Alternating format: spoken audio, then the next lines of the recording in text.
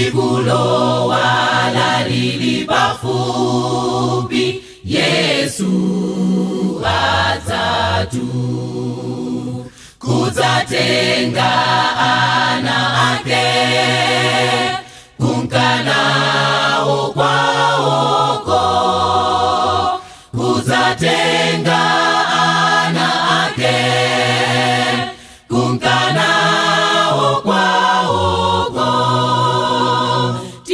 Tiwone masomphenya tsiku limene likudza, ndiulemelo tsikulo manda adzatsekuka.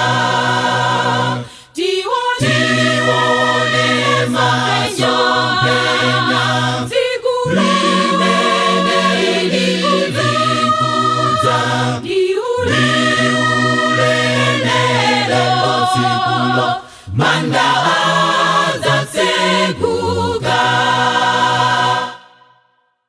Utenga upite ponse msanga kwa anthu onse, pompomkwati adzaposachedwa liu limveka, pompomkwati adzaposachedwa liu limveka.